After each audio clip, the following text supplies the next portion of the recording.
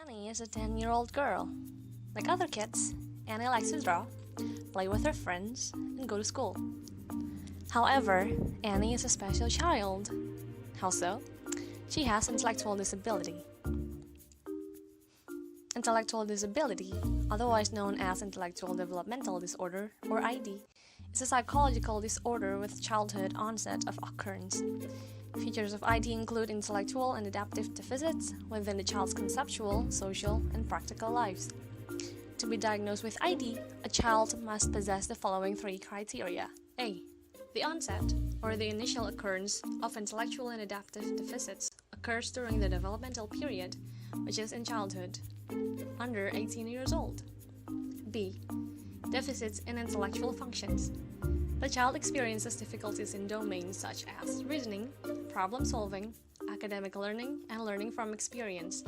These difficulties must then be confirmed by both clinical assessment and individualized, standardized intelligence testing by psychologists. C.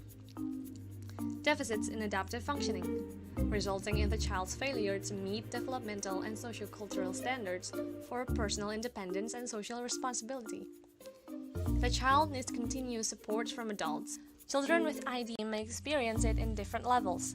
The severity of ID may be divided into 4 broad levels. Each of these severity levels is defined by the quality of the child's functioning in the conceptual, social, and practical domains. The first level is mild. It is marked by small delays in development in preschool, but they are usually not distinguished from normal difficulties until early elementary school. During this period, the child may show academic or behavior problems. Mild ID is present in 85% of ID cases. Moderate. 10% of children with ID experiences moderate severity of the disorder. These children are more intellectually and adaptively impaired. ID is usually identified during preschool years due to their showing of delays in reaching early developmental milestones. Severe. Severe ID occurs in around 4% of cases. Most of the children bear certain organic causes of impairment, like genetics. ID in these individuals may be diagnosed at a very young age due to significant delays in development and visible physical abnormalities. Developmental events like walking and toilet training may be delayed, with basic self-care skills only achieved by about 8-9. Profound.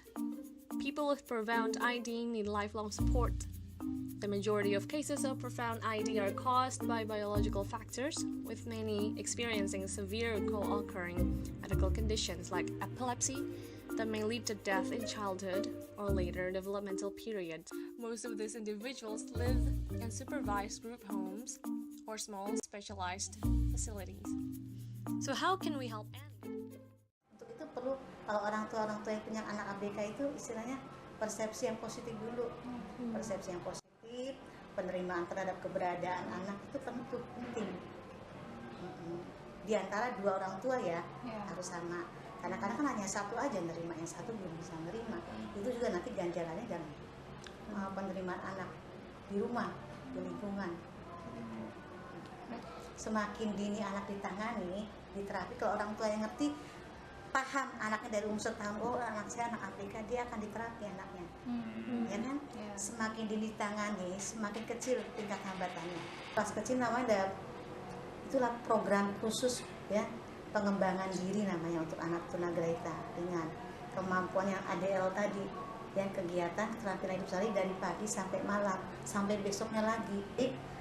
Pengembangan diri itu mengenai kegiatan keterampilan hidup sehari-hari dimulai dari hal yang mendasar, yang basic, makan, minum, mandi. Nanti kelas berikutnya selanjutnya ditambah dengan materi sesuai dengan kebutuhan anak. Kalau sekolah negeri itu di DKI itu tidak sekolah, ada 7 atau 8 ya. Itu yang baru negeri, tiap wilayah ada 1 sekolah negerinya. Kalau Jakarta Selatan ada 3 sekolah sini, SLB Negeri 2 yang di Lebak Bulus, pembina itu tunanetra, dan 1 BC SLB Negeri 01. Now that we know a little bit more about intellectual disability, let's be more kind to individuals with these disorders. After all, they are children too. And all children deserve to be loved, cherished, and protected no matter what.